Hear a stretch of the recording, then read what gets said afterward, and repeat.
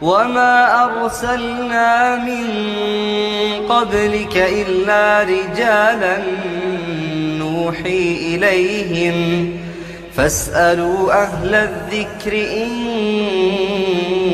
كنتم لا تعلمون. السلام عليكم ورحمة الله وبركاته. بسم الله الرحمن الرحيم. إن الحمد لله نحمده ونستعينه ونستغفره ونعوذ بالله من شرور أنفسنا وسيئات أعمالنا من يهده الله فلا مضل له ومن يضلل فلا هادي له وأشهد أن لا إله إلا الله وحده لا شريك له وأشهد أن محمدا عبده ورسوله. يا أيها الذين آمنوا اتقوا الله حق تقاته ولا تموتن إلا وأنتم مسلمون. يا أيها الناس اتقوا ربكم الذي خلقكم من نفس واحدة وخلق منها زوجها وبث منهما رجالا كثيرا ونساء واتقوا الله الذي تساءلون به والأرحام إن الله كان عليكم رقيبا. يا أيها الذين آمنوا اتقوا الله وقولوا قولا سديدا يصلح لكم أعمالكم ويغفر لكم ذنوبكم ومن يطع الله ورسوله فقد فاز فوزا عظيما. أما بعد فإن أصدق الحديث كتاب الله وأحسن الهدي هدي محمد صلى الله عليه وعلى آله وسلم وشر الأمور محدثاتها وكل محدثة بدعة وكل بدعة ضلالة وكل ضلالة في النار. Alhamdulillah, kita bersyukur pada Allah Subhanahu wa taala pada hari ini, hari Jumat malam Sabtu 18 Al-Muharram, bulan Allah yang suci 1440 Hijriah, kita dimudahkan oleh Allah Subhanahu wa taala untuk duduk bersama di masjid ini demi mengkaji ayat-ayat suci Al-Qur'an dan hadis-hadis Rasul sallallahu alaihi wa ala alihi wasallam. Salawat dan salam semoga selalu Allah berikan kepada Nabi kita Muhammad sallallahu alaihi wa ala alihi wasallam, pada keluarga beliau, para sahabat, serta orang-orang yang mengikuti beliau sampai hari kiamat kelak. Dengan nama-nama Allah yang husna dan sifat-sifatnya yang ulia, kita berdoa, Allahumma inna nas'aluka ilman nafi'an wa rizqan tayyiban wa amalan mutaqabbala. Wahai Allah, sesungguhnya kami memohon kepada Engkau ilmu yang bermanfaat, rezeki yang baik, dan amal yang diterima. Amin ya rabbal alamin. Ahibbati hafizakumullahu ta'ala, saudara-saudari yang saya cintai karena Allah, semoga Allah Subhanahu wa ta'ala senantiasa selalu menjaga kita. Pada malam ini kita membicarakan sebuah tema kajian Islam ilmiah, yaitu nasibmu di alam kubur. Tema ini penting dari beberapa sisi. Yang pertama, tema ini adalah merupakan tanda siapa yang mempercayainya berarti dia adalah orang-orang yang bertakwa. Tema ini adalah sesuatu, siapa yang mempercayainya berarti dia termasuk orang-orang yang bertakwa. Karena tema alam kubur, fitnah kubur, kemudian siksa dan nikmat kubur sebagian kaum muslimin ada yang tidak mempercayainya, dikarenakan mendahulukan akal dibandingkan dalil. Maka tema ini berkaitan dengan akidah dan semua disiplin ilmu di dalam agama Islam yang sering dibicarakan oleh para penceramah, para mubaligh, para tuan guru, para habaib, para kiai, para ustadz. Ilmu-ilmu keislaman tidak lebih dari 4. Yang pertama yang berkaitan dengan akidah, wahia afdaluha, dan ini adalah ilmu yang paling utama dalam agama Islam. Karena jika akidah seseorang rusak, maka disiplin-disiplin ilmu yang lainnya juga akan rusak. Yang kedua yaitu ibadah. Ibadah-ibadah praktis, baik yang berkaitan dengan ibadah jasmani ataupun ibadah qalbi, hati, ataupun ibadah harta, mali. Yang ketiga yang sering dibicarakan oleh para ahli agama untuk mengajari umatnya adalah yaitu yang berkaitan dengan muamalat. Hukum-hukum yang berkaitan dengan sosial manusia, interaksi manusia, jual beli, transaksi, kesepakatan, hutang piutang, akad nikah, dan semisalnya. Dan yang keempat yang sering dibicarakan oleh para ulama dan para ahli agama adalah yang berkaitan dengan akhlak dan adab. Nah, yang kita bicarakan pada malam ini adalah yang berkaitan dengan akidah. Akidah diambil dari bahasa Arab. I'taqada, ya'taqidu, aqidatan. Dan akidah diambil dari 3 huruf dasar di dalam bahasa Arab. Ain, qaf, dan dal. Dan setiap kata di dalam bahasa Arab yang huruf dasarnya adalah ain, qaf, dan dal, maka maksudnya adalah ar-rabtu bil ihkam wasyiddah, ikatan yang sangat kuat dan sangat paten. Ini akidah secara bahasa.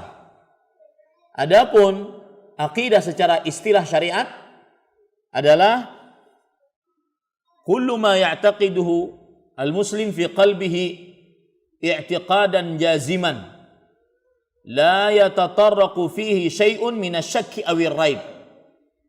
Akidah adalah segala sesuatu yang diyakini oleh setiap muslim di dalam hatinya dengan keyakinan yang kokoh, yang tidak terbesit sedikit pun rasa ragu di dalamnya, termasuk perkara yang kita pelajari malam ini. Tidak boleh di dalam diri kita ada keraguan tentang alam kubur dengan segala macam yang ada di dalamnya yang akan saya jelaskan nantinya.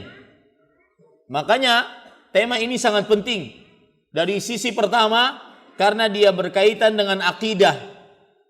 Allah Subhanahu wa taala berfirman, sifat orang yang bertakwa pertama disebutkan di dalam surat Al-Baqarah, Alif Lam Mim, dzalikal kitabu la raiba fihi hudal lil muttaqin alladzina yu'minuna bil ghaib. Alif Lam Mim itulah kitab Al-Quran yang tidak ada keraguan di dalamnya. Petunjuk bagi orang-orang yang bertakwa. Siapa mereka orang yang bertakwa? Sifat pertama, alladzina yu'minuna bil ghaib. Orang-orang yang beriman kepada hal-hal gaib. Salah satu tafsiran dari hal-hal gaib adalah ma yakunu ba'dal maut. Apa yang terjadi setelah kematian. Karena gaib bagi manusia tidak mengetahuinya kecuali orang yang masuk ke dalamnya. Maka ini sisi pertama, pentingnya poin ini atau pentingnya tema yang kita bicarakan sekarang ini. Maka hati-hati, karena akidah seseorang adalah bagaikan akar bagi sebuah pohon. Allah Subhanahu wa taala berfirman di dalam surat Ibrahim, "Alam tara kaifa daraballahu mathalan kalimatan thayyibah ka syajaratin thayyibah asluha thabit wa far'uha fis sama' tu'ti ukulaha kulla hinin bi idzni rabbiha wa yadhribullahu al-amthala lin-nas la'allahum yatadhakkarun." Apakah kalian tidak memperhatikan bagaimana Allah Subhanahu wa taala membuat perumpamaan ucapan yang baik? Alam tara kaifa daraballahu mathalan kalimatan thayyibah. Ucapan yang baik. Ucapan yang baik.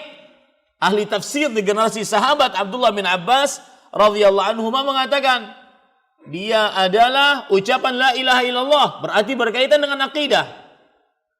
Bagaimana perumpamaan ucapan la ilaha illallah? Kasyajaratin thayyibah, seperti pohon yang baik. Asluha thabit, akarnya kokoh.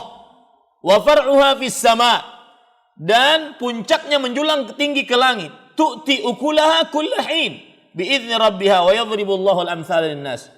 Yang memberikan buah pada setiap waktunya dengan izin Allah Subhanahu wa taala. Ini perumpamaan akidah. Dia bagaikan sebuah pohon. Akidah adalah bagaikan akar sebuah pohon yang apabila akidahnya rusak, maka pohon tersebut pun akan tidak tumbuh, bahkan tumbang kalau seandainya dia tumbuh. Maka perkara yang kita pelajari seperti ini malam ini adalah yang berkaitan dengan akidah, bukan sembarang perkara. Apa yang diyakini oleh seorang muslim di dalamnya dengan keyakinan yang kuat, yang paten, sebagaimana makna bahasa tadi. Ar-rabtu bil ihkam wa syiddah, ikatan yang kokoh dan kuat, yang pantang putus walau taruhannya nyawa. Kita harus memperjuangkan akidah kita walau taruhannya darah, keluarga, dunia. Kita harus mempertahankan bahwasanya ada kehidupan di alam kubur, ada fitnatul qabr, ada siksa kubur, ada nikmat kubur, ada malaikat mungkar nakir. Kita harus pertahankan akidah tersebut di saat ada orang-orang yang lebih mendahulukan akal dibandingkan hawa, dibandingkan dalilnya. Dan akal yang mereka sebut-sebut adalah hawa nafsu. Sebagaimana sebagian orang di zaman sekarang mengatakan, tinggalkan hadis, tinggalkan kitab Al-Quran, tinggalkan fikih, tinggalkan akidah, pakai akalmu.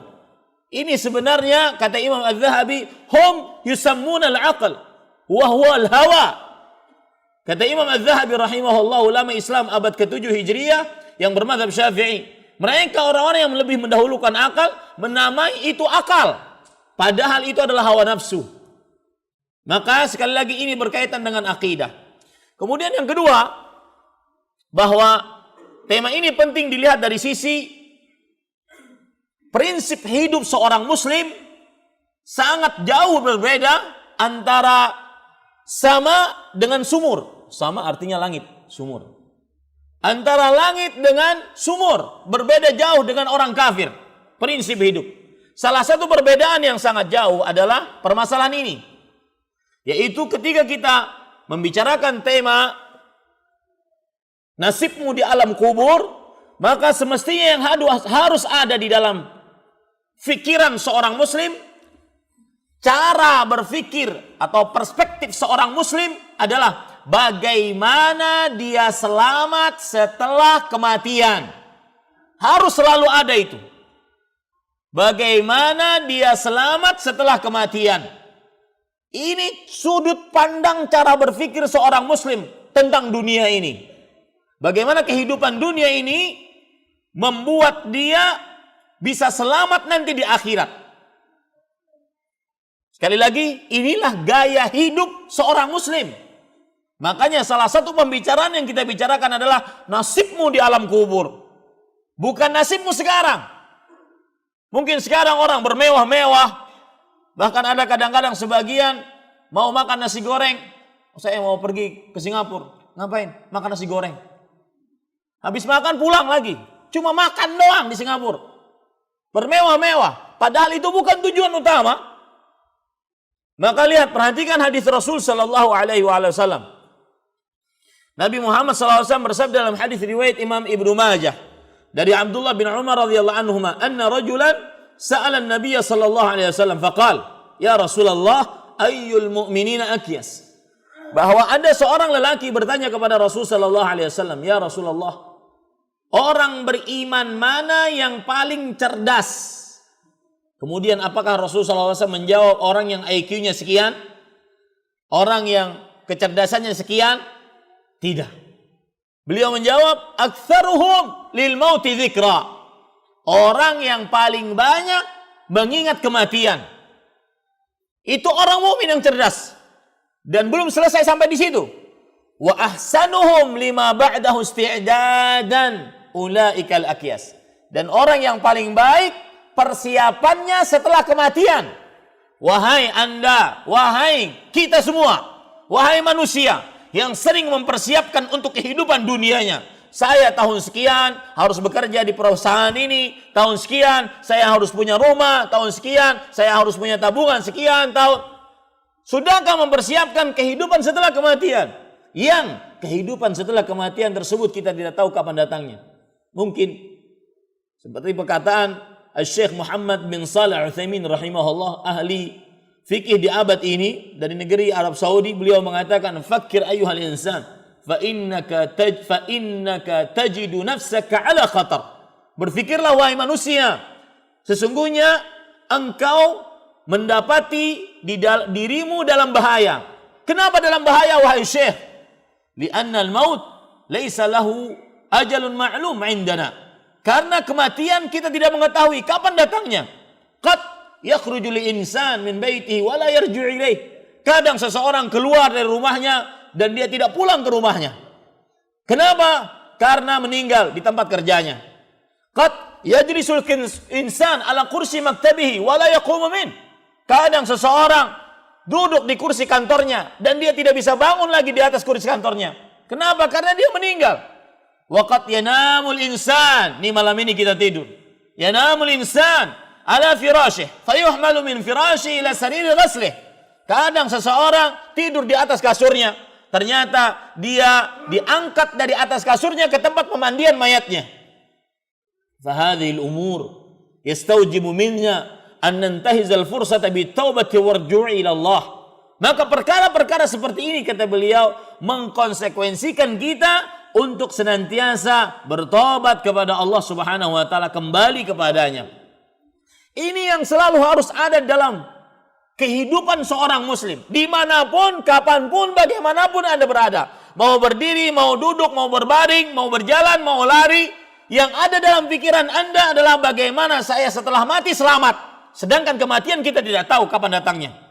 Bahkan Al-Mughirah bin Syu'bah radhiyallahu anhu mengatakan, innakum taquluna al-qiyamah, al-qiyamah.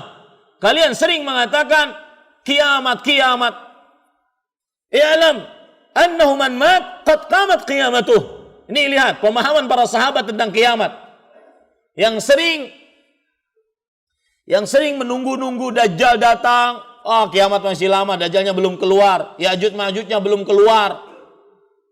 Oh, kiamat masih lama, mataharinya masih diterbit di timur, belum terbit di barat. Ah, kiamat masih lama karena belum ada awan yang menghitam di dunia, yang menutupi langit dunia.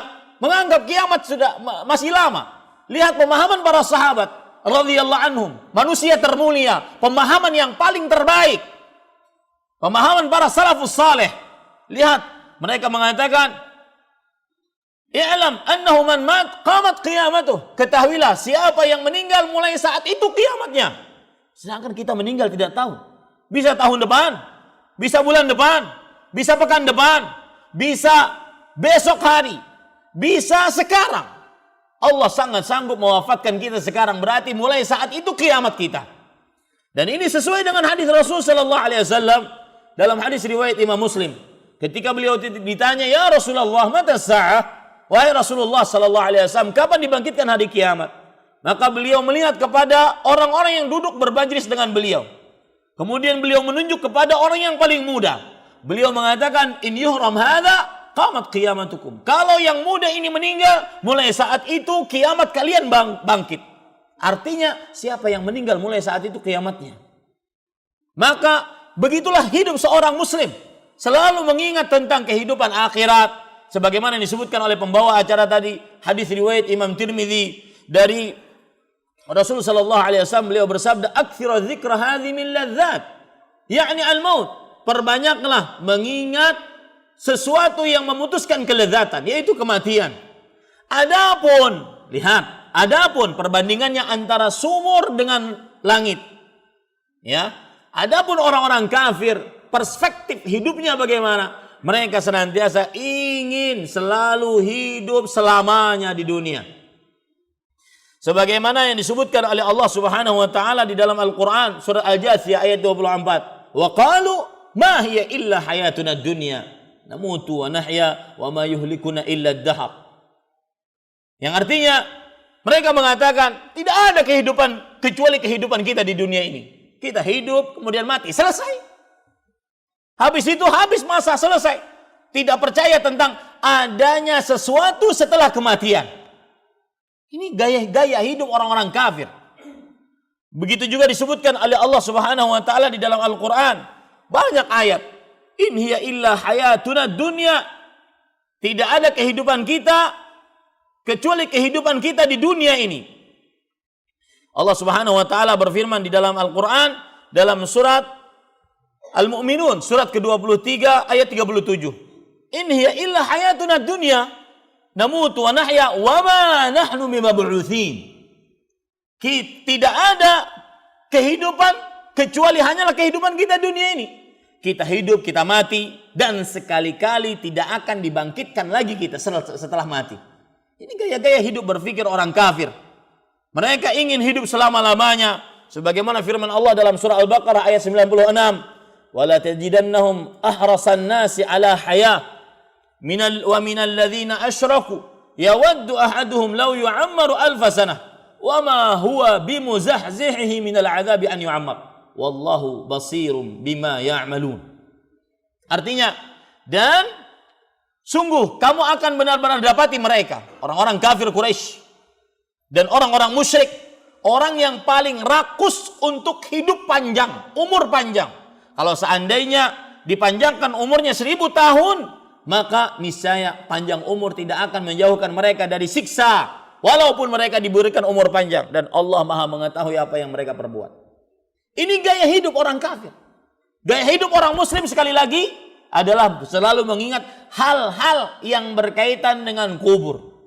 Dan saya ke Kaltim ini 2 kali setahun. Dan tahun ini pada kedatangan saya ini dimulai dari Bondang sampai Samarinda, seluruhnya berkaitan dengan hari kiamat. Tadi saya khutbah tentang kapankah hari kiamat.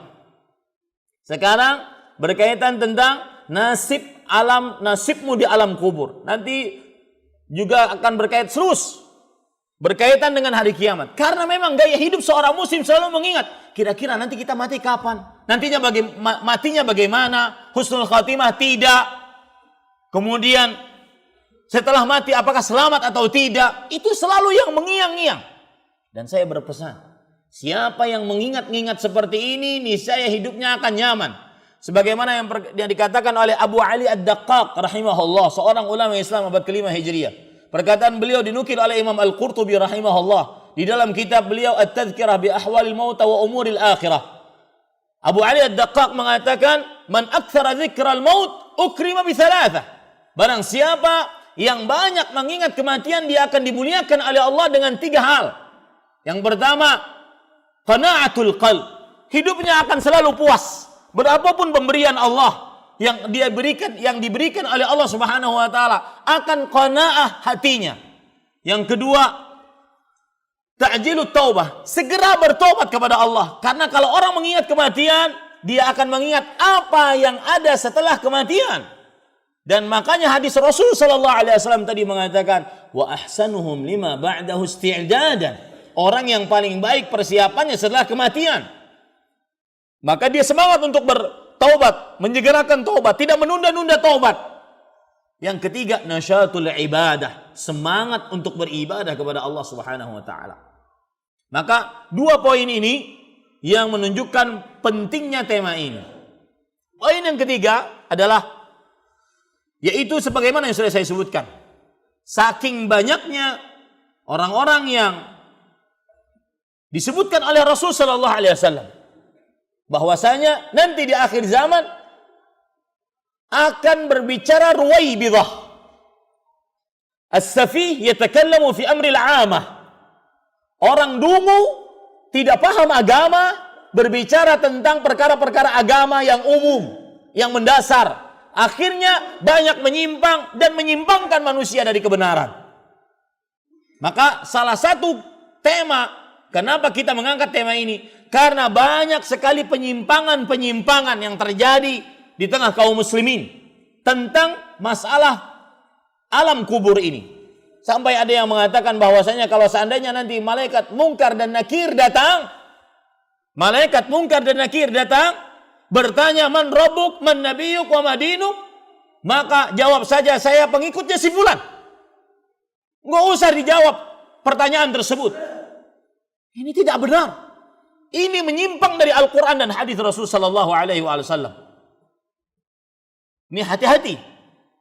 Belum lagi orang yang tidak percaya tentang alam kubur, tentang adanya siksa dan nikmat kubur, tentang adanya malaikat mungkar dan nakir. Mereka mengatakan bahwa kuburan cuma 0,5 meter kali 1,5 meter, dalamnya 5 meter.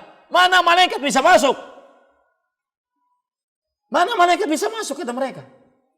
Sedangkan satu sayap malaikat itu menutupi ufuk timur. Satu sayapnya Jibril alaihissalam menutupi ufuk timur. Kok bisa masuk ke dalam kubur? Dan Anda harus ingat, ada kaidah disebutkan oleh para ulama. Anna syar'a la ya'ti bima tuhiluhul uqul. Bal qad ya'ti bima tuharu alaihi al-uqul. Ini penting kaidah ini. Syariat tidak datang dengan sesuatu yang dimustahilkan oleh akal.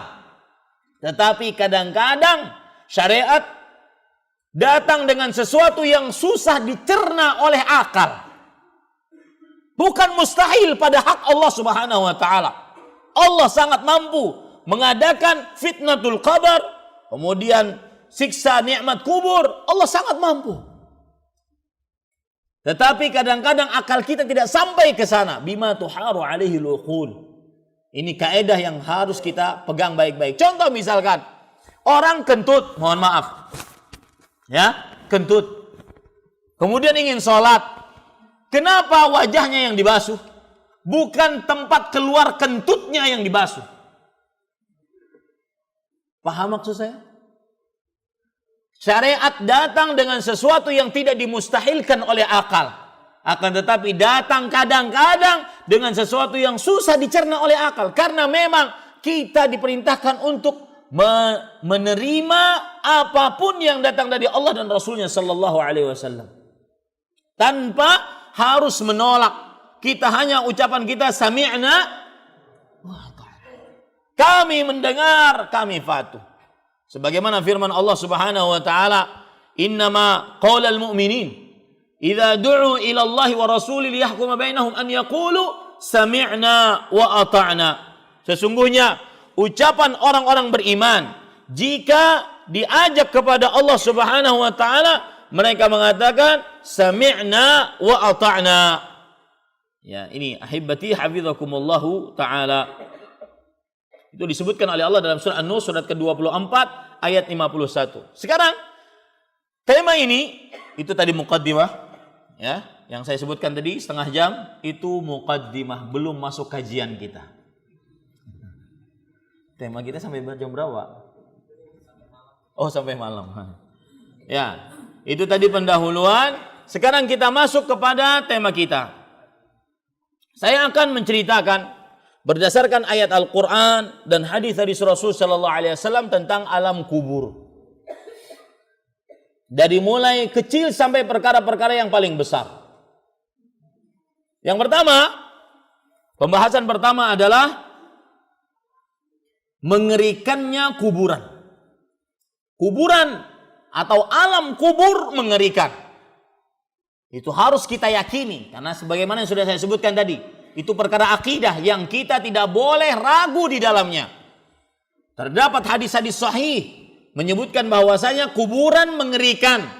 Dan ini yang membuat kita selalu berpikir, sekarang kita nyaman, hidup enak, ya, kemudian tenang. Maka hati-hati. Setelah kita mati, kita masuk ke dalam alam yang sangat mengerikan. Perhatikan, hadis yang menunjukkan akan hal ini adalah hadis yang diriwayatkan oleh Imam Tirmidzi. Bahwasanya Hani Maula Utsman, Hani pembantunya Utsman bin Affan radhiyallahu an, namanya Hani, bercerita, "Kana Utsman radhiyallahu anhu idza waqafa ala qabr baka hatta yabulla lihyatuh." Utsman bin Affan orang ketiga terbaik sealam semesta setelah para nabi dan para rasul, dan Rasulullah, Abu Bakar dan Umar. Orang ketiga terbaik. Semua wali-wali kalah dengan Utsman bin Affan radhiyallahu anhu. Beliau setiap kali berdiri di hadapan kuburan, beliau menangis. Kemudian air matanya membasahi jenggot beliau. Lalu beliau ditanya, "Tadhkurul jannata wan nar fala tabki wa tadhkurul qabra tabki." Engkau menyebutkan tentang neraka dan surga, tidak menangis. Ini menunjukkan pelajaran tersendiri bahwa kebiasaan manusia terbaik, kebiasaan para sahabat, kebiasaan orang-orang yang diridhoi oleh Allah, orang-orang yang setiap mereka dijamin surga, wa kullan wa'adallahu al-husna, setiap dari para sahabat dijamin surga. Kebiasaan mereka adalah senantiasa mengingat surga, neraka, kehidupan setelah kematian. Maka coba Anda, yang terutama generasi-generasi milenial yang suka media sosial, di grup-grup WhatsApp Anda, ingatkan teman segrup Anda tentang surga, tentang neraka, tentang kehidupan setelah kematian. Karena sebagian grup-grup WhatsApp ada yang tidak bermanfaat. Saya katakan, ada perkataan menarik dari sahabat saya Abu Abdul Muhsin Al-Abbad, Abu Abdul Muhsin Ustaz Firanda Adinjah hafizahullah taala. Beliau mengatakan, satu akun media sosial Anda membuat cara hisab baru Anda nanti di hadapan Allah Subhanahu wa taala. Hati-hati yang punya media sosial. Yang tidak bermanfaat keluar. Yang di dalamnya cuma membicarakan, ayo poligami, tapi nggak jalan-jalan. Cuma ngomong tok. Ini subhanallah. Ini ada kisah di tanah Arab, ada istilah namanya dajjal saq'a. Ayam jago namanya saq'a. Ayam ini adalah perumpamaan yang dimiliki oleh orang-orang Badui, orang-orang perkampungan Arab. Ayam jago. Tapi ayam jagonya tidak ada bisa diambil manfaatnya. Karena sangat kurus. Cuma satu manfaatnya. Kokoknya besar. Itu perumpamaan laki-laki yang suka ngomongin poligami tapi tidak nikah-nikah. Ini ayam jenis saq'a. Maka saya katakan, perhatikan baik-baik, kembali ke permasalahan kita, bahwa kebiasaan para salafus saleh, para sahabat Nabi radhiyallahu anhum, mereka senantiasa mengingat surga dan neraka. Kemudian orang bertanya, engkau mengingatkan kami surga dan neraka, tidak menangis, tetapi menangis ketika mengingat kubur. Ada apa?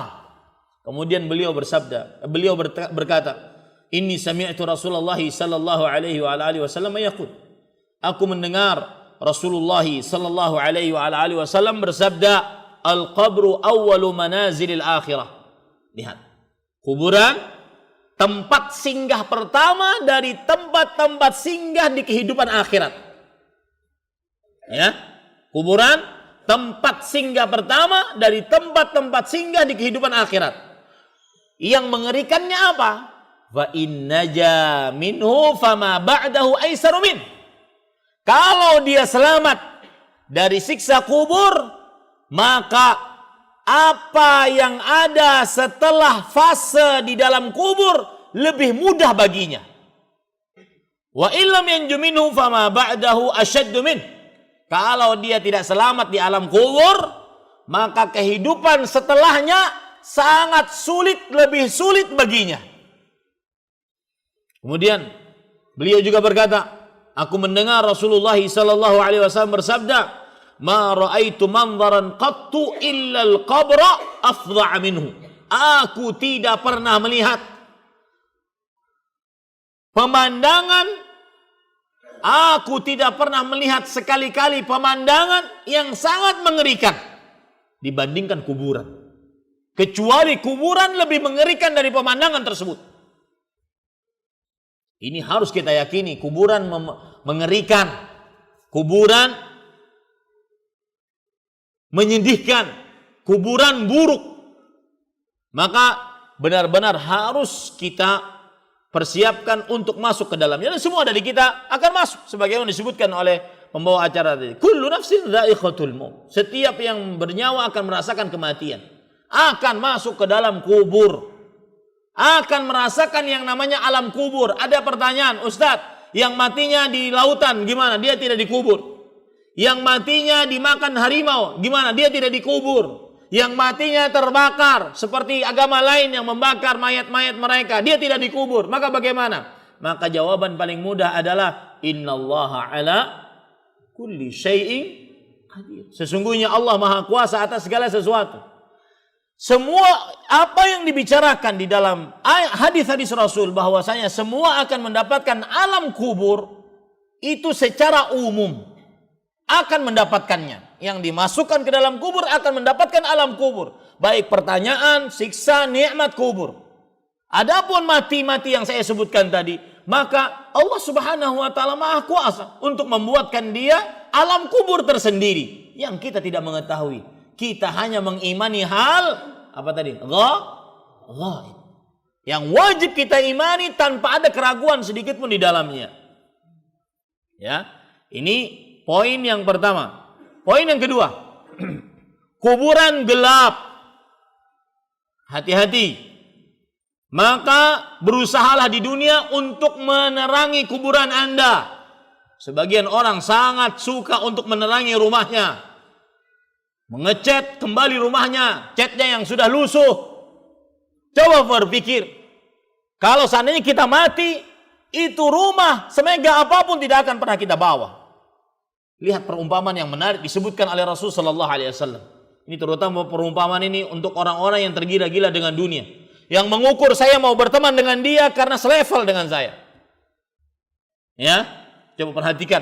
Kata Rasul sallallahu alaihi wasallam, "Mathalu ibnu Adam wa amaluhu wa maluhu wa ahluhu kamathali rajulin lahu thalathatu akhillah." Hadis riwayat Imam At-Tabarani. Artinya perumpamaan anak manusia dengan hartanya, keluarganya, dan amalnya seperti perumpamaan seseorang yang memiliki 3 saudara. Saudara yang pertama mengatakan,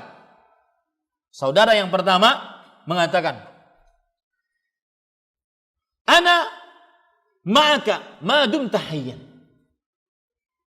Aku akan bersamamu selama kamu hidup. Fa idza mitta lasta minni wa lastu mink. Kapan kamu hidup, kapan kamu mati, maka engkau bukan dariku, aku bukan darimu. Kata anak muda zaman sekarang, you and me and. Putus hubungan. Ini adalah kerabat yang pertama, yaitu hartanya. Tidak akan pernah bisa dibawa. Bahkan dalam hukum Islam, hukum fikih Islam, apabila ada seorang mayat memakai gigi emas, itu gigi harus dicabut, dijadikan harta waris, tidak boleh dibawa dalam kubur, karena itu milik orang lain. Bayangkan, subhanallah, gigimu dicabut. La haula wala quwwata. Saking tidak bisa dimasukkannya dunia ke dalam alam kubur. Yang kedua, saudara yang kedua mengatakan, ana ma'aka ma dumta hayyan, fa idza udkhilta al-qabra lasta minni wa lastu minka. Aku akan bersamamu selama kamu hidup dan selama kamu mati. Tapi kalau kamu sudah dimasukkan kubur, maka engkau bukan dariku, aku bukan darimu. Ini keluarganya, ini istrinya, ini anaknya. Istri kita yang setiap hari memuji kita, ini adalah supermanku, pahlawanku, laki-lakiku.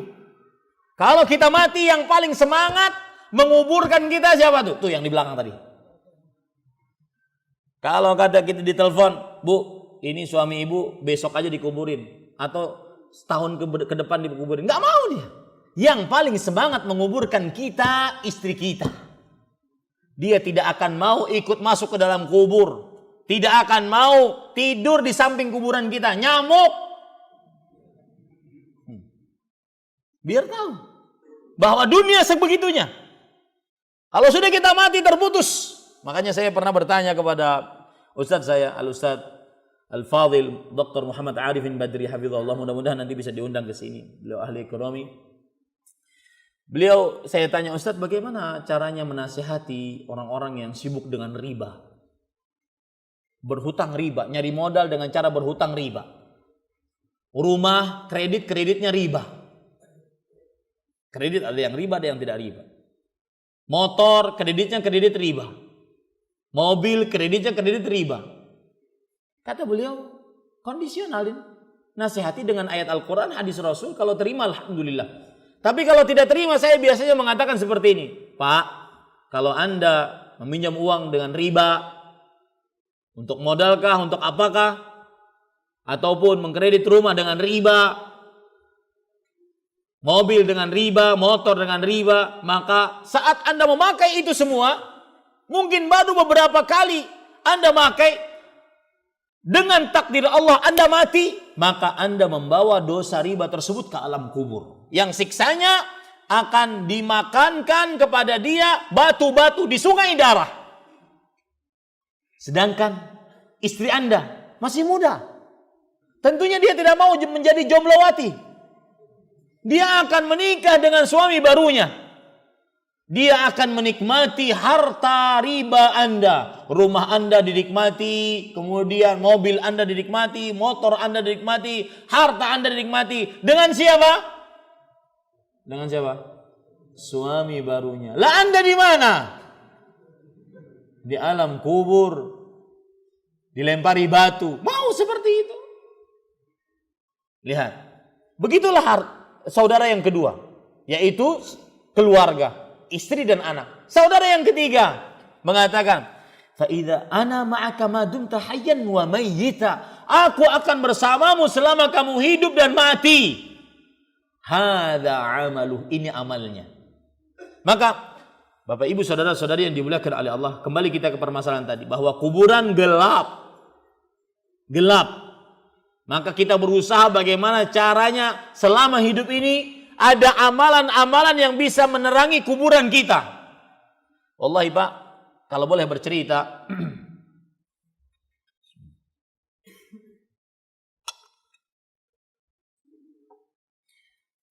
saya baru-baru ke Lombok, Nusa Tenggara Barat, kawasan gempa waktu itu. Saya ketemu dengan orang yang antum mungkin lihat, yang masjid lagi sholat, kemudian ada plafon jatuh. Saya ketemu yang selamatnya. Bukan saya ingin ketemu, memang ketemu. Ustadz lihat video di itu. Saya termasuk orang di dalamnya. Ini cerita saya ingin menceritakan bagaimana kalau tidak ada listrik gelap. Kita sekarang kurang bersyukur tentang mata. Karena sekali terbenam matahari, maka kita langsung klik, nyalakan listrik. Selesai. Berarti kita kurang bersyukur tentang mata. Dulu tidak ada listrik. Orang sangat memerlukan mata. Jadi beliau cerita, Ustadz waktu itu imam sudah sampai waladhdallin. Kemudian beliau asalnya mau bergerak tidak jadi. Kemudian beliau lanjutkan sedikit. Tapi goncangannya sangat keras. Akhirnya beliau kabur. Dan saya tidak kabur. Saya berpegang kepada salah satu tiang di masjid tersebut. Berpegang. Kemudian runtuh. Setelah runtuh, tidak sampai beberapa detik mati lampu. Benar-benar gelap. Maka ahibati hafizakumullah ta'ala, ada cerita Abdullah bin Mubarak rahimahullah yang dikatakan oleh Imam Al-Hafidh Ibnu Hajar Al-Asqalani rahimahullah ta'ala, bahwasanya orang ini Abdullah bin Mubarak jami'u khisalil khair mawjudun fih, seluruh sifat kebaikan hampir ada di dalam diri Abdullah bin Mubarak, saking bertakwanya orang ini.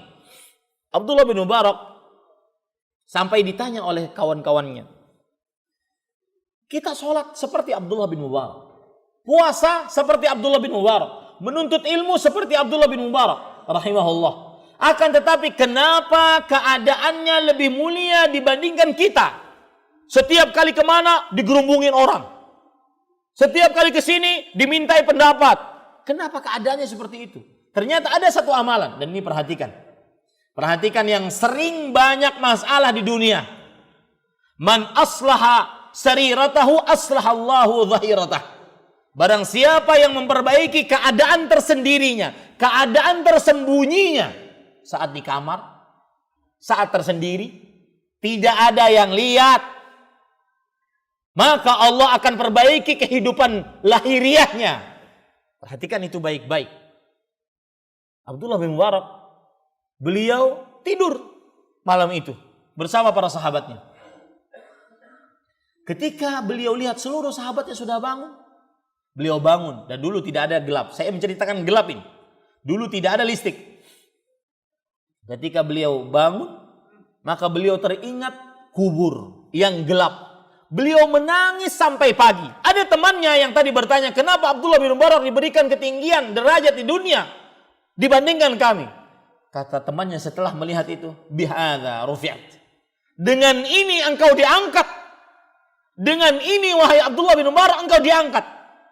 Memperbaiki kehidupan di dalam saat sendirian.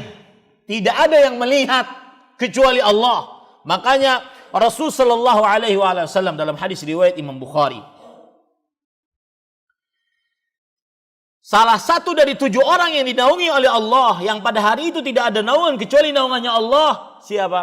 Rajulun dzakarallaha khalian fafadat 'ainah. Seorang yang mengingat Allah, berzikir, kemudian dan sendirian. Ya, tidak di Istiqlal, di syuting orang. Nah.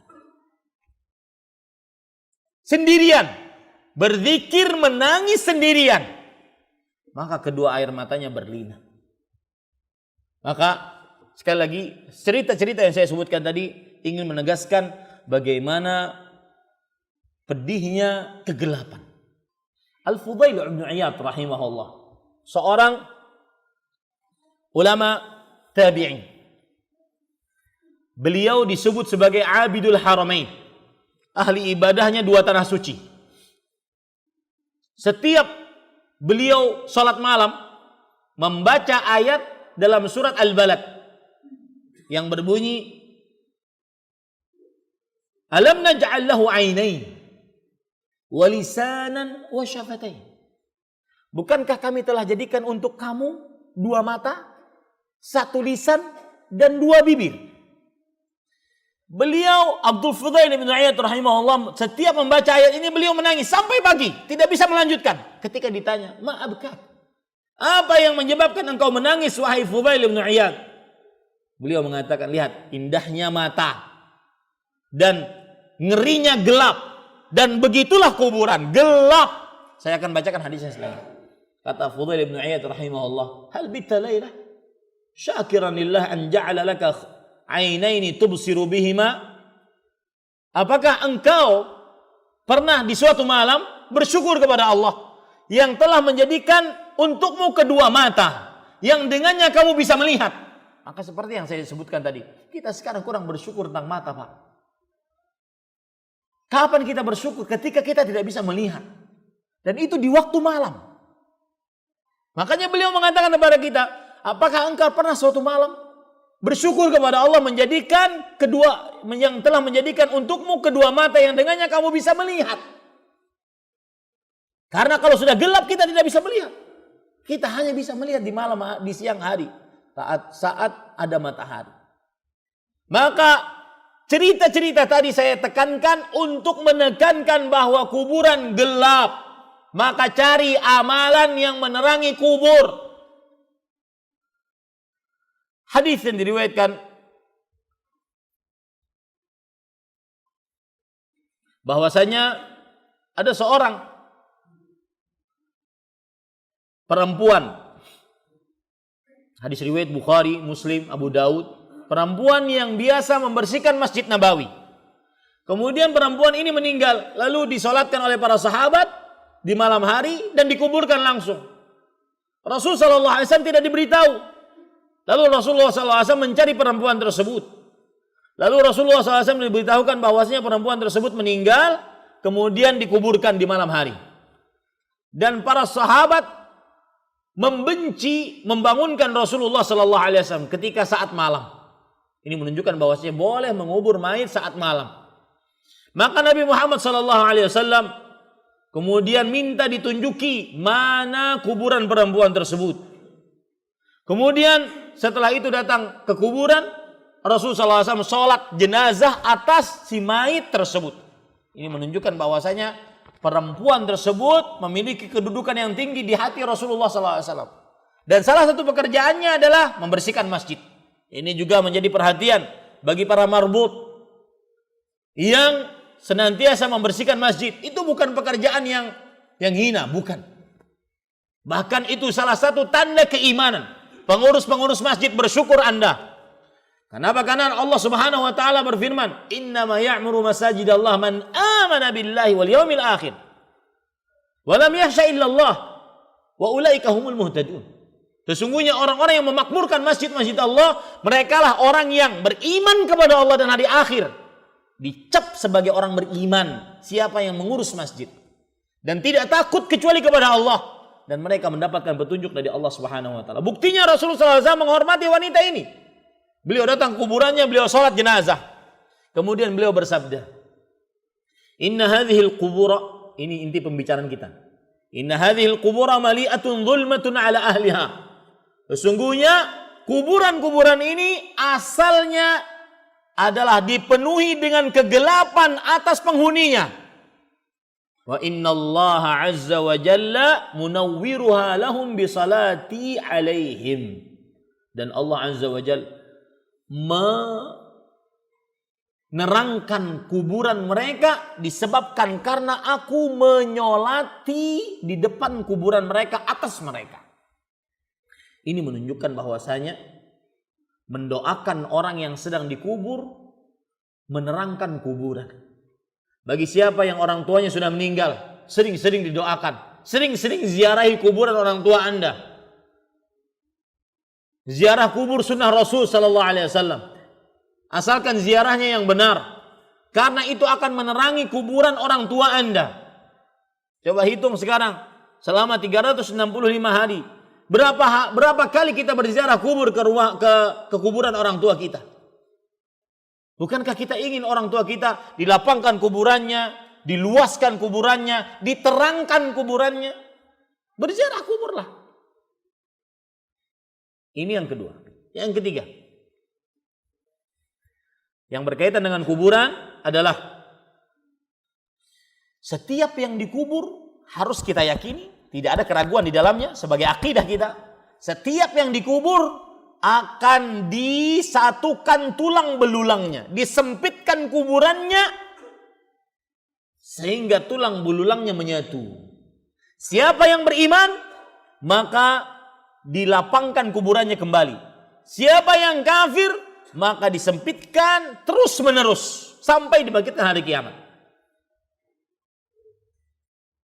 Pemandangan yang mengerikan, tidak manfaat. Jujur Pak, tidak manfaat.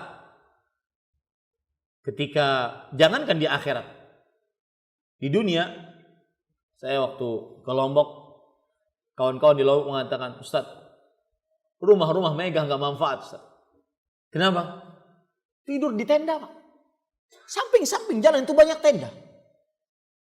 Nggak manfaat. Rumah megah ditinggalkan orang. Karena khawatir untuk tidur di sana mati ketimpa ketimpa bangunan. Tidak manfaat. Itu baru di dunia, bagaimana di akhirat? Bagaimana lagi kalau kita memikirkan tentang kubur? Setiap yang dikubur akan disempitkan kuburannya sampai takhtalifa adla'u. Tulang belulangnya menjadi satu. Siapapun dia. Walaupun walinya para wali. Lihat, perhatikan. Disebutkan dalam hadis sahih. Innal arsya ihtazzat li mauti Sa'd bin Mu'adz. Arsy-nya Allah, makhluk yang paling besar yang pernah Allah ciptakan. Yang paling mulia yang pernah Allah ciptakan. Arsy-nya Allah bergetar karena kematiannya Sa'd bin Mu'adz radhiyallahu anhu. Kenapa? Saking mulianya Sa'd bin Mu'adz ketika berperang perang Badar dan semisalnya. Tetapi meskipun demikian, kata Rasul sallallahu alaihi wasallam, riwayat Imam An-Nasai dari Abdullah bin Umar radhiyallahu anhu, "Hadzal ladzi taharraka lahu al-'arsy wa futihat lahu abwabus sama' wa shahidahu 70,000 minal malaikah laqad dhumma dhummatan thumma furija anhu." Itu sahabat Nabi yang ketika meninggal, arsy-nya Allah bergetar karena saking gembiranya menemui ruhnya Sa'd bin Mu'adz. Dan dibukakan untuknya pintu-pintu langit ketika dia meninggal. Kan ketika dia meninggal berpisah ruh dari tubuhnya. Ya, setiap manusia begitu. Akan kalau dia orang beriman, akan diangkat oleh Allah Subhanahu wa taala. Jadi ini kita membicarakan tentang kubur sih, bukan tentang kematian ya. Kubur, kalau tentang membicarakan kematian, kalau orang beriman berpisah ruhnya dari jasadnya, tidaklah sekejap mata. Kalau dia orang beriman, maka para malaikat akan mengafaninya dengan kain kafan dari surga. Tidak sekejap mata dia berpisah, begitu langsung dikaini dengan kain kafan dari surga. Dimasukkan ke dalam tandu dari tandu surga, kemudian diangkat ke langit. Setiap langit pertama, kedua, malaikat-malaikat yang menemuinya mengatakan, "Ma hadzal ruhut thayyib." Ruh apakah ini yang baik? Ini kalau kita berbicara tentang kematian ya, kita bicara tentang kuburan. Sampai kepada langit ketujuh, kemudian Allah Subhanahu wa taala mengatakan, "Uktub li'ibadi fil 'illiyyin." Tulis hamba-hambaku di dalam daftar orang-orang yang masuk surga.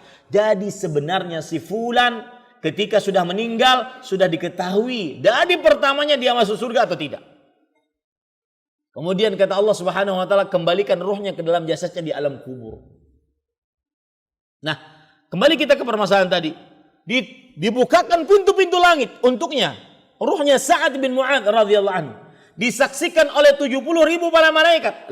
Akan tetapi, meskipun dengan keistimewaan yang sedemikian rupa, kata Allah Subhanahu wa taala, sungguh kuburannya disempitkan sesempit-sempitnya.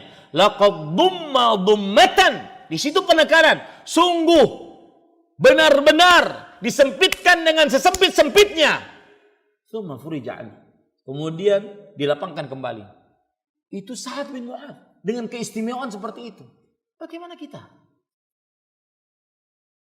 Ya, ini ahibati hafizakumullah taala. Makanya dalam hadis riwayat Imam Ahmad dari Abdullah bin Umar radhiyallahu anhu juga, Rasul sallallahu alaihi wasallam bersabda, "Inna lil qabri dhadatan law kana ahadun najian minha naja Sa'd bin Mu'adz." Sesungguhnya kuburan mempunyai penyempitannya. Ini kita harus pikirkan, Pak. Dan kalau seorang sudah mikirkan seperti ini, dunia yang dikejar tidak akan terlalu ambisius dia. Karena yang paling penting adalah kehidupan setelah kematian. Selamat atau enggak? Bukankah Rasulullah Allah Subhanahu wa taala berfirman, "Kullu nafsin dha'iqatul maut wa innama tuwaffawna ujurakum yawmal qiyamah faman zuhziha 'anil nar wa udkhilal jannah faqad faz." Setiap yang bernyawa akan merasakan kematian, dan setiap orang akan diberikan pahalanya secara sempurna pada hari kiamat.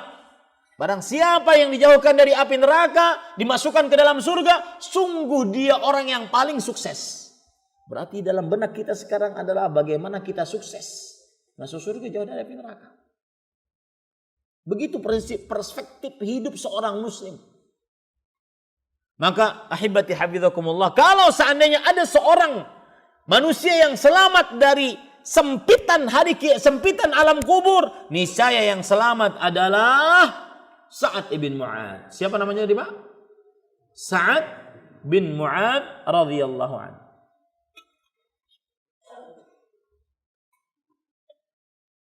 Bahkan, Pak, jangankan orang dewasa, anak kecil, bayi, ketika dia meninggal dalam keadaan bayi, dia kuburannya akan disempitkan. Ini menunjukkan bahwasanya harus persiapan, Pak. Hadis riwayat yang disebutkan oleh Imam Al-Albani rahimahullah ta'ala dalam kitab beliau Sahihul Jami', beliau mengatakan, "Lau aflah ahadun min dhammatil qabr lanaja hadzal sabi." Kalau seandainya ada seorang yang selamat terlewat dari penyempitan kuburan, maka niscaya yang selamat ini adalah bayi ini. Ini menunjukkan bahwasanya si bayi tetap tidak selamat dari disempitkannya kuburan. Itu poin ketiga dari alam kubur. Poin keempat, tentang fitnatul qabr. Fitnah kubur. Kalau Anda buka Kamus Besar Bahasa Indonesia, arti fitnah adalah perkataan bohong dan tanpa berdasarkan kebenaran yang disebarkan dengan maksud menjelekkan orang. Tetapi yang saya maksud di dalam fitnah kubur bukan berarti fitnah dalam bahasa Indonesia. Ingat itu baik-baik. Fitnah kubur bukan yang dimaksud dalam Kamus Besar Bahasa Indonesia. Fitnah kubur di sini adalah pertanyaan malaikat di alam kubur. Itu arti fitnah kubur. Kita kalau habis bertasyahud, mengucapkan salawat, innaka hamidum majid. Kemudian kita meminta perlindungan kepada Allah dari 4 perkara. Salah satunya adalah fitnatul qabr. Allahumma inni a'udzubika min fitnatil qabr wa min adzabi jahannam wa min fitnatil mahya wal mamat wa min fitnatil masiihid dajjal. Ya Allah, aku berlindung dari fitnah kubur. Fitnah kubur yang dimaksud adalah pertanyaan di alam kubur. Ya. Sekarang bagaimana sih proses pertanyaannya? Perhatikan baik-baik. Disebutkan dalam hadis riwayat Imam Tirmidzi, "Idza qubiral mayyit atahu malakan aswadan arzraqan." Jika telah dikubur seorang mayit, maka akan datang kepadanya 2 malaikat yang hitam kebiru-biruan. Yuqalu li ahadihim al-munkar. Disebut salah satu dari keduanya adalah namanya al-munkar. Walil akhar an-nakir. Dan yang kedua adalah an-nakir. Dan ini menunjukkan bantahan kepada seorang yang mengatakan bahwasanya apabila mengikuti Kiai Fulan tidak akan ditanya oleh malaikat mungkar nakir. Dusta, bohong. Ini akidah. Tidak boleh kita sembarangan berbicara. Ya, akidah itu bertentangan dengan ayat Al-Qur'an, hadis Rasul sallallahu alaihi wasallam.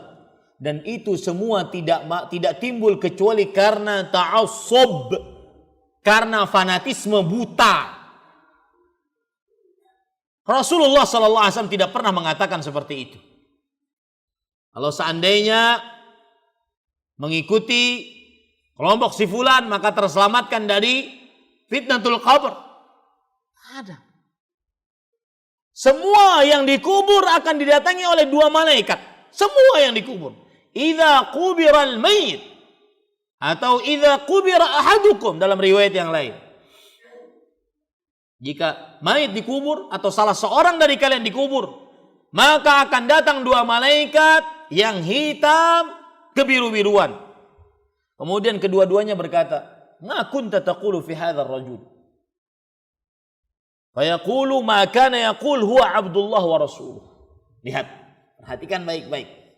Maka hamba yang beriman ini akan mengatakan sebagaimana yang dia ucapkan ketika di dunia.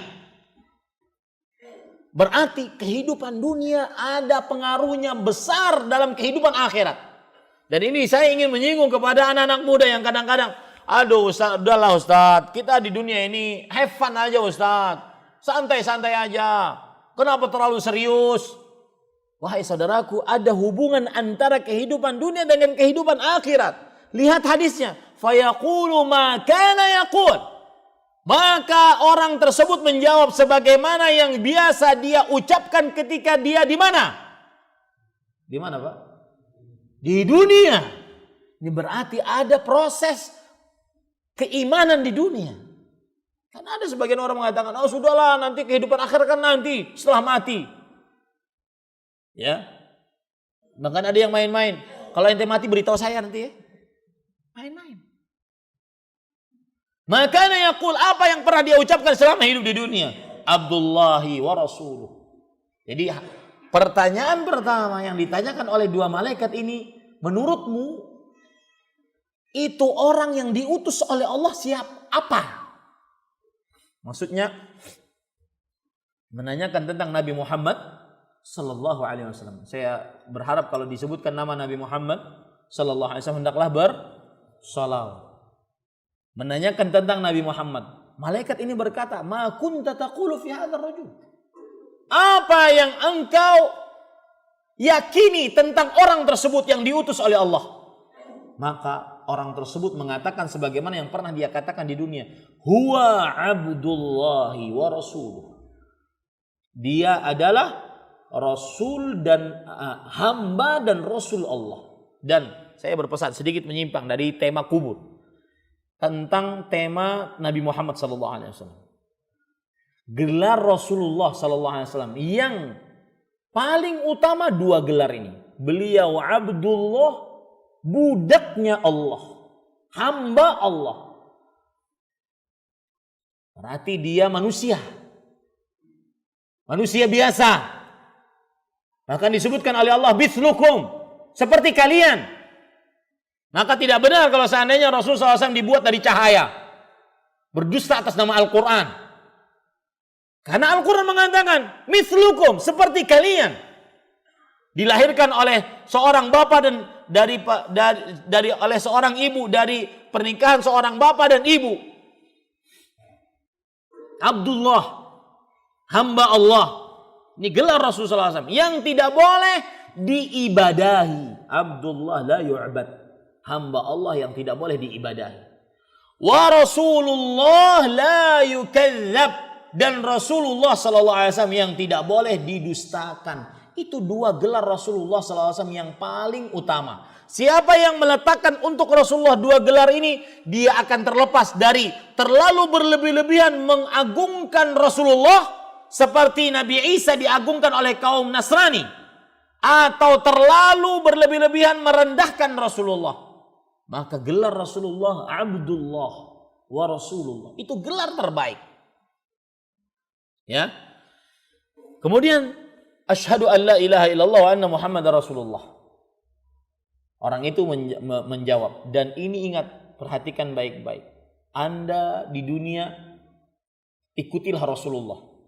Karena di akhirat Anda tidak akan ditanya kenapa Anda tidak ikut si fulan, Ustadz fulan, Kiai fulan. Enggak. Anda akan ditanya, madza ajabtumul mursalin? Wahai fulan, apa yang engkau jawab dengan dakwahnya para rasul? Itu pertanyaan Allah di hari kiamat nanti kelak. Seperti ini. Dua pertanyaan Allah di hari kiamat kelak. Apa yang kalian jawab tentang dakwahnya para rasul? Wa madza kuntum ta'budun? Dan apa yang kalian sembah selama hidup di dunia? Maka jangan terlalu kita memposisikan diri kita takut kalau seandainya tidak ikut orang. Tidak. Yang penting saya ikut Rasulullah sallallahu alaihi wasallam atau tidak. Karena itu yang akan ditanya di hari kiamat. Wa in kana munafiqan qala. Adapun kalau orang munafik sedang ditanya di alam kubur, bagaimana? Sami'tun nasa yaqulu qawlan faqultu mithlahu la adri. Aku mendengar manusia mengucapkan sesuatu, maka aku ikuti, padahal aku tidak faham. Ini menunjukkan pentingnya ilmu. Belajar, Pak. Belajar ilmu agama. Belajarnya dari dasar. Bukan hanya sekedar kita ini di Indonesia, Pak, mohon maaf. Ya, SD, SMP, SMA sangat sedikit sekali porsi agama. Bahkan ada isu mau dihapuskan lagi pendidikan agama. Alhamdulillah. Sudah sangat sedikit porsi agama, apalagi kalau sudah selesai SMA, dia akan masuk ke dalam kuliah atau universitasnya bukan ilmu agama atau bukan bidang agama. Sudah jangan jauh anak-anak kita dari agama. Ini hati-hati Bapak Ibu saudara-saudari. Kenapa? Karena orang munafik ini mengatakan ketika ditanya oleh malaikat Munkar dan Nakir, sami'tun nas yaquluna faqultu mithla ma yaqulun. Aku mendengar manusia berkata, kemudian aku ikuti mereka. Aku ikuti buta mereka tanpa harus belajar. Ini salah besar. Harus belajar ilmu agama. Allah berfirman, fa'alam annahu la ilaha illallah. Belajarlah dan ucapkanlah la ilaha illallah. Kata Imam Bukhari rahimahullah, fabada'a bil ilmi qabla al-qawli wal 'amal. Maka Allah memulai ilmu dulu sebelum berbuat dan berkata-kata. Hati-hati. Salah satu yang menyelamatkan kita nanti di fitnah kubur adalah ilmu agama. Ya, benar-benar belajar ilmu agama mulai saat sekarang. Kemudian, ahibati hafizakumullah ta'ala.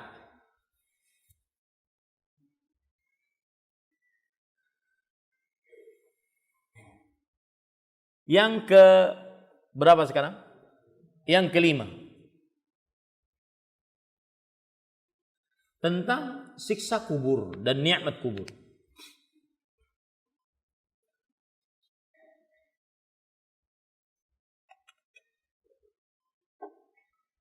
Tentang siksa kubur dan nikmat kubur.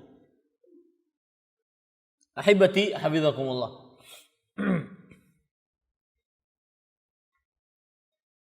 Para ulama di antaranya pensyarah aqidah Tahawiyah di dalam kitab Syarh al-Aqidah wa Tahawiyah, salah satu kitab aqidah yang sangat penting dalam agama Islam. Beliau mengatakan waqad tawataratil akhbar an Rasulillah sallallahu alaihi wasallam fi thubuti adzabil qabr wa na'imih liman kana lidzalika ahlan wa su'alul malakain. Dan telah mutawatir hadis-hadis dari Rasulullah SAW tentang tetapnya siksa dan nikmat kubur bagi siapa yang berhak mendapatkannya, dan juga telah tetapnya tentang pertanyaan dua malaikat di alam kubur. Jadi hadis-hadisnya mutawatir. Paham Pak arti mutawatir? Mutawatir itu sekian banyak orang ini yang hadir, ratusan ini yang hadir, mereka bersepakat dalam satu pendapat yang mustahil berdusta. Padahal jauh tempatnya, padahal berbeda-beda orangnya, padahal tetapi yang dibicarakan satu, itu namanya mutawatir. Maka para ulama mengatakan bahwa telah mutawatir hadis tentang siksa dan nikmat kubur. Bagaimana siksa dan nikmat kubur bagi orang yang dimakan oleh binatang buas, terbakar? Dijawab oleh para ulama. Perhatikan jawabannya. Wa'lam anna azab al-qabri huwa azab al-barzakh. Ketahuilah, siksa kubur adalah siksa di alam barzakh, bukan alam dunia. Fa kullu man mat huwa mustahiqqun lil azab nalahu nasibahu minhu. Maka setiap yang mati, baik matinya dengan wajar mati ataupun dengan tidak wajar dimakan binatang buas yang saya sebutkan nanti, maka dia akan berhak mendapatkan siksa atau nikmat kubur. Kubira aw lam yuqbar, baik dikubur atau tidak dikubur. Akalathu siba aw ihtaraqa hatta sara ramadan wa nasafan fil hawa, baik itu dimakan binatang buas ataupun terbakar, ya dia akan mendapatkan siksa atau nikmat kubur. terbakar, kemudian debunya ataupun abunya diterpa oleh angin. Au suliba au ghariqa fil bahr, atau dia disalib ataupun tenggelam di lautan, dia akan mendapatkan nikmat atau siksa kubur. Wasala ila ruhihi wa badani minal adzab ma yasilu ilal qubur. Orang-orang yang mati sedemikian rupa yang saya sebutkan tadi, kata para ulama, akan sampai siksa atau nikmat kubur kepada dia ketika dia di alam kubur. Dikubur atau tidak dikubur? Bagaimana menjawabnya? Innallaha ala kulli syai'in qadir. Allah Subhanahu wa taala Maha Kuasa atas segala sesuatu. Ini ahibati hafizakumullahu taala. Sekarang kita ingin menyebutkan bagaimana siksa kubur. Waktu saya 10 menit lagi, ya. Bagaimana tentang siksa kubur?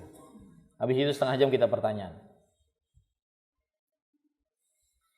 Siksa kubur diantaranya disebutkan oleh Allah di dalam surah Al-An'am ayat 93. Idzal zalimuna fi ghamaratil maut wal malaikatu basitu aydihim akhriju anfusakum al yawma tujzauna adzabal hun. Ketika orang-orang zalim di dalam keadaan sekarat dan para malaikat telah membentangkan tangannya, kemudian para malaikat mengatakan, keluar kalian, maksudnya ruhnya kalian, dan rasakan siksa yang menghinakan di alam kubur. Ini dalil tentang adanya siksa kubur. Kemudian dalil yang kedua tentang adanya siksa kubur, surat Ghafir ayat 45 dan 46. Allah Subhanahu wa taala berfirman, "Wa haqa bi ali fir'auna su'al 'adzab." Dan keluarga Firaun diliputi dengan siksa yang sangat pedih. Bagaimana siksanya? An-naru yu'raduna 'alaiha ghuduwan wa 'ashiyya. Api dinyalakan pada kuburan mereka di pagi hari dan di pagi hari dan sore hari. Di kuburan mereka. Wa yauma taqumus saah adkhilu ala fir'aun asyaddal 'adzab.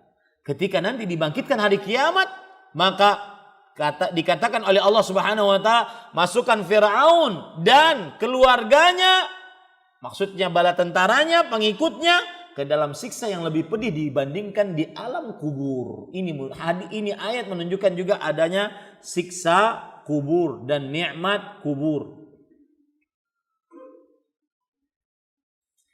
Lihat, ahibati hafizakumullah taala. Termasuk hadis yang menunjukkan tentang siksa kubur adalah, saya ingin menyebutkan bagaimana hadis tentang siksa kubur tersebut. Rasulullah sallallahu alaihi wasallam bercerita, apabila seseorang ditanya oleh malaikat Munkar dan Nakir, kemudian dia mengatakan fayaqulu ha fayudrabu bainal udhunain bimitraqah min hadid. Dia tidak bisa jawab pertanyaan malaikat tersebut, maka dipukulkan dengan palu dari besi di antara dua telinganya. Berarti di mana itu, Pak? Imma di sini atau di sini. Di antara dua telinganya. Hati-hati, Pak. Nikmat atau siksa kubur. Ini ahibati hafizakumullahu ta'ala. Adapun orang-orang yang beriman, bagaimana nikmat dan siksa kubur mereka? Nikmat mereka adalah setelah disempitkan kuburannya, karena semua manusia pasti disempitkan, maka disebutkan dalam hadis riwayat Imam Ahmad dari Al-Bara bin Azib radhiyallahu an, kemudian Allah bukakan kuburannya. Kemudian datang malaikat menanyakan kepadanya pertanyaan-pertanyaan dan dia bisa menjawab. Fatuftahu lahu babun minal jannah. Dibukakan untuknya pintu dari surga. Kemudian masuk rihuha.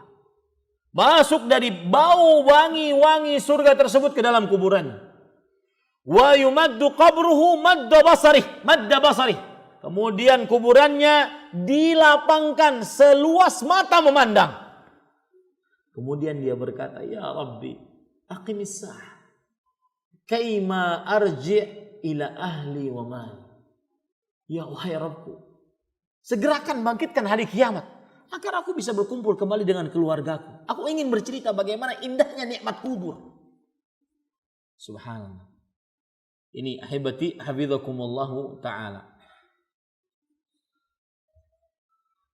Lihat, saya akan menceritakan hadis terakhir tentang nikmat dan siksa kubur. Hadisnya agak panjang, mudah-mudahan ini menjadi pembelajaran kita.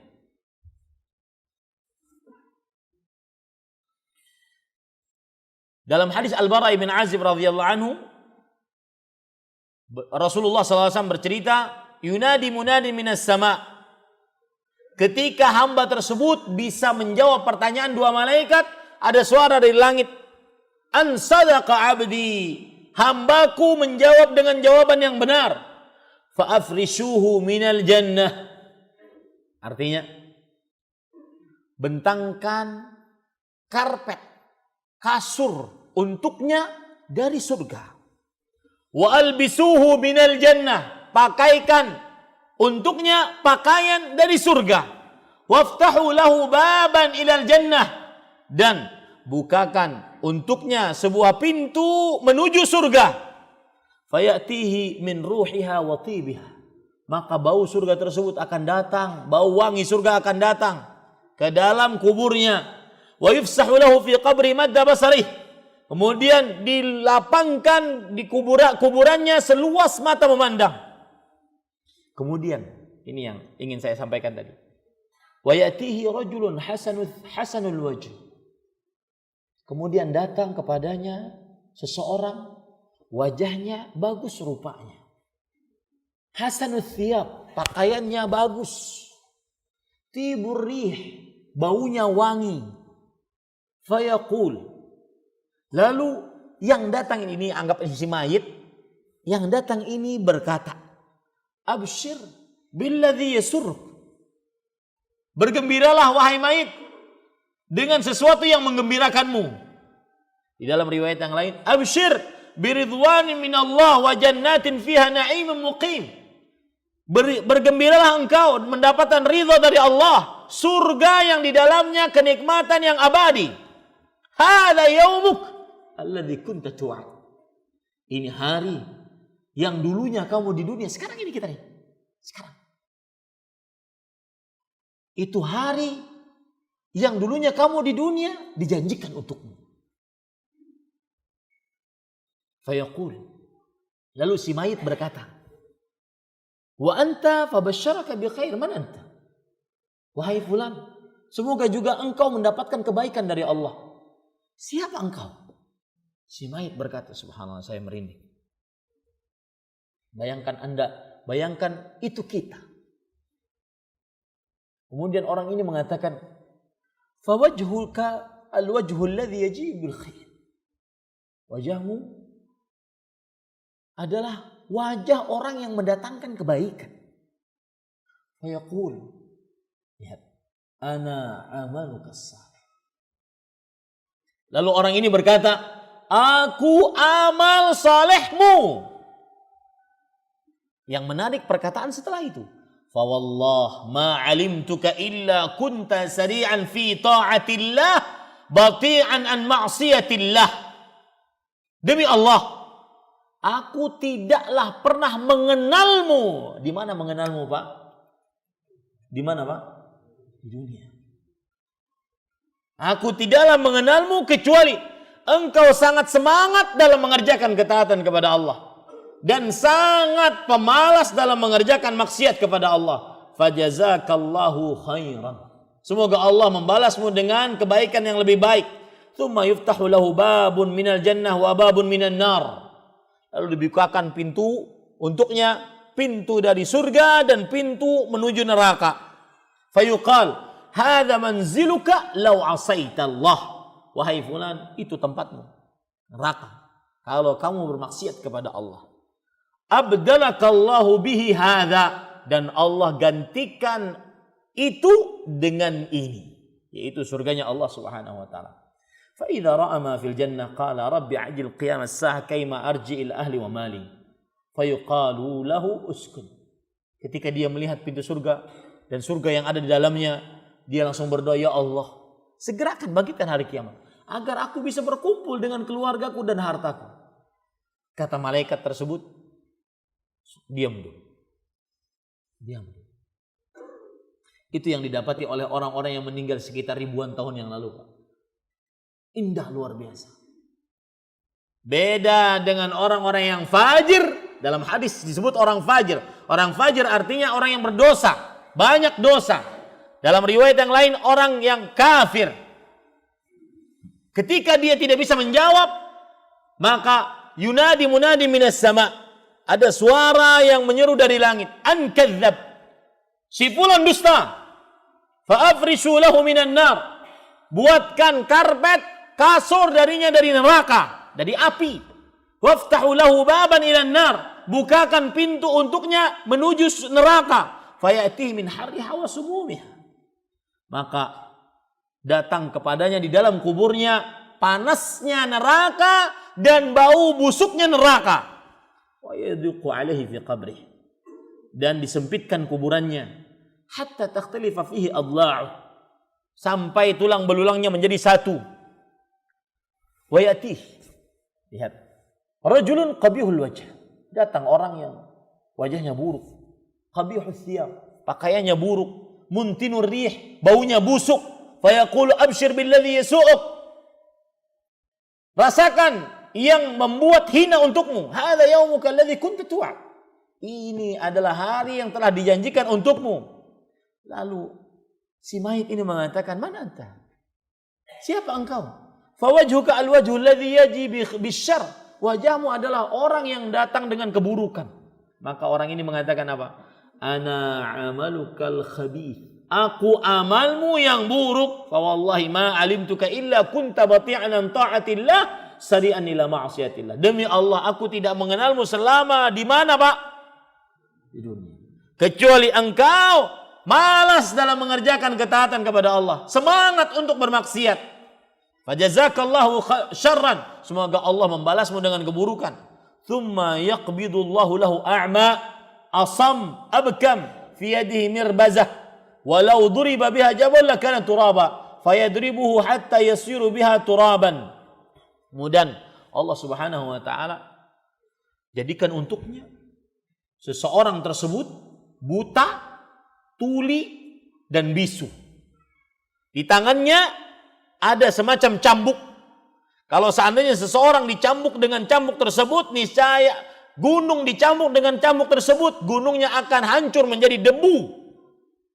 Lalu dicambukkan ke dalam ke tubuhnya, fayasihu sayhah yasma'uhu kullu syai'in illa tsaqalain. Maka dia berteriak, seluruh makhluk yang ada di atas muka bumi mendengarnya kecuali dua makhluk, manusia dan jin. Tsumma yuftahu lahu babun minan nar wa yumhadu min furushin nar fayaqulu rabbi la tuqimis sa'ah. Lalu dibukakan pintu neraka, lalu diberikan kasur dari neraka. Kemudian dia berdoa, ya Allah, jangan bangkitkan hari kiamat.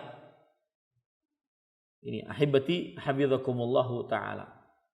Terakhir, saya akan sebutkan sebab-sebab siksa kubur. Tanpa menyebutkan penjelasannya, hanya poin-poinnya saja. Yang pertama, perhatikan baik-baik. Tidak memperhatikan saat kencing, buang air besar. Baik menutup aurat, baik air kencing yang terciprat padanya. Sebab yang pertama. Yang kedua, sering mengadu domba. Yang ketiga, mengambil harta rampasan perang sebelum dibagikan. Termasuk di dalamnya para pekerja mengambil uang tips padahal dia sudah digaji. Anda utusan perusahaan ini untuk bertemu dengan kolega perusahaan tersebut. Anda dapat tips dari kolega tersebut. Maka itu tidak boleh diambil. Harus dikembalikan ke perusahaan. Kenapa? Karena dalam hadis riwayat Imam Ahmad, hadayal ummal ghulul. Hadiah para pekerja adalah seperti harta rampasan perang yang diambil sebelum dibagikan. Dan itu penyebab siksa kubur. Yang keempat, dusta. Yang kelima, perhatikan, menjauhi Al-Quran. Perhatikan, menjauhi Al-Quran. Al-Qurannya diboikot. Padahal di dalam gadget aplikasinya 10 Al-Quran semua. Tapi gak pernah hatam. Hafalan cuma 3 qul. Tambah surat paling favorit Inna A'tainah. Karena itu warisan SD. Yang selanjutnya zina. Yang selanjutnya riba. Yang selanjutnya adalah hutang belum dibayar. Akan terus disiksa sampai dilunasi. Ada seorang didatangkan oleh mayit, didatangkan di hadapan Rasulullah SAW. Kemudian kata Rasulullah SAW, hal alaihi min dain? Apakah mayit ini punya hutang? Kata para sahabat, na'am ya Rasulullah. Iya. Di awal syariat Rasulullah SAW mengatakan, sallu ala sahibikum. Silakan salat kepada jenazah kalian. Aku tidak mau mensolati jenazah yang mati dalam keadaan mempunyai tanggungan hutang. Ini beratnya hutang. Hati-hati. Ya, harus diselesaikan sebelum meninggal. Kemudian ada seorang sahabat mengatakan, huma alayya ya Rasulullah. Wahai Rasulullah, hutangnya saya yang nanggung. Hutangnya 2 dinar. Kemudian Rasulullah SAW mau mensolati setelah ditanggung oleh sahabat lain. Setiap kali Rasulullah SAW bertemu dengan sahabat yang menanggung tadi, ma fa'alat dinaran. Wahai fulan, bagaimana nasib dengan 2 dinar? Wahai fulan, bagaimana nasib dengan 2 dinar? Orang tersebut menjawab, ya Rasulullah mata ams. Wahai Rasulullah, baru meninggal kemarin. Ya saya bayar nanti. Baru meninggal kemarin. Kemudian karena terus diminta oleh Rasulullah SAW, maka orang yang tersebut dibayar. Kata Rasulullah SAW apa? Al-ana baradat jildu. Sekarang baru dingin kulitnya di alam kubur. Maka hati-hati orang tua yang sudah tua dari orang tua kita. Tanya mereka, punya hutang Pak? Punya hutang Bu? Bayar, kita bayar. Agar mereka selamat nanti di akhirat. Kemudian yang selanjutnya, tangisan keluarga si mayat. Rasulullah SAW mengatakan, innal mayyit yu'adzabu bibukai ahlihi. Sesungguhnya mayat disiksa akibat tangisan keluarganya.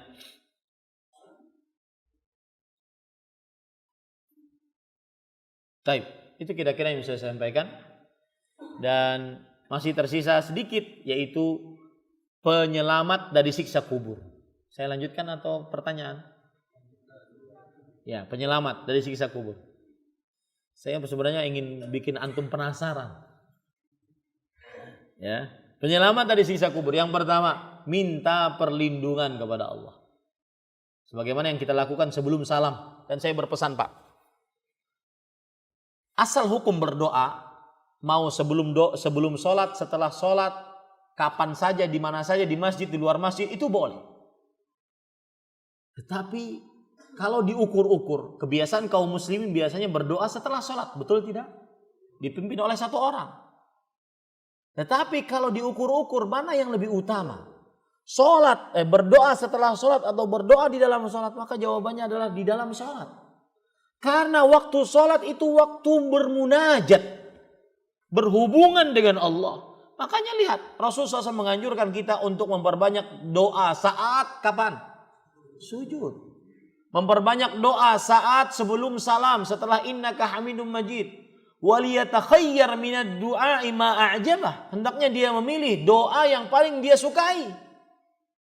Adapun setelah sholat, waktu untuk berzikir.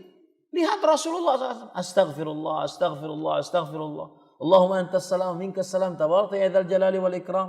La ilaha illallah wahdahu la syarika lah, lahul mulku wa lahul hamdu ala kulli syai'in qadir. La ilaha illallah la na'budu illa iyyah. Allahumma la mani' lima a'tait wa la mu'ti lima manat wa la radda lima qadait wa la yanfa'u dzal jadd minkal jadd. Subhanallah, alhamdulillah, Allahu akbar. Qul huwallahu ahad, qul a'udzu birabbil falaq, qul a'udzu birabbin nas. Ayat kursi selesai. Ya, belum ada proses doa apalagi dikerjakan oleh Rasulullah SAW secara bersama.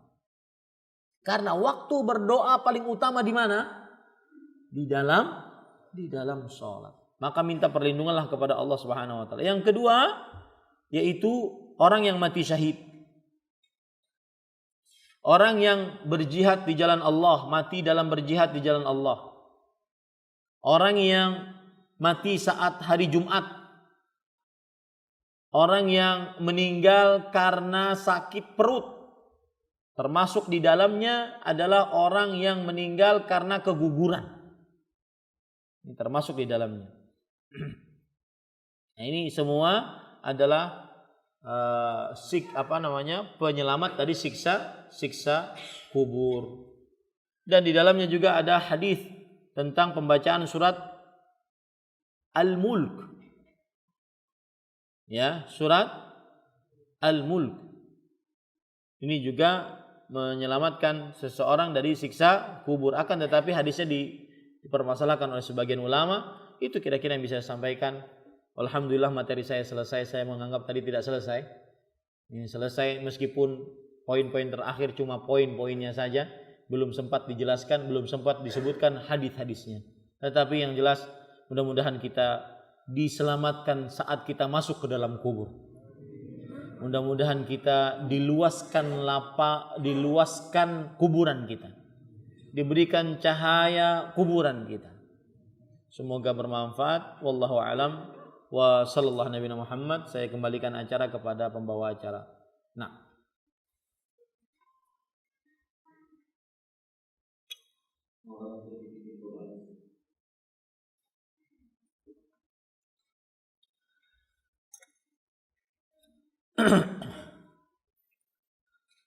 Sebelum saya berdoa, maka saya ingin mengingatkan bahwasanya kita sebagai seorang muslim, kita wajib berdoa kepada Allah Subhanahu wa taala dimanapun dan kapanpun.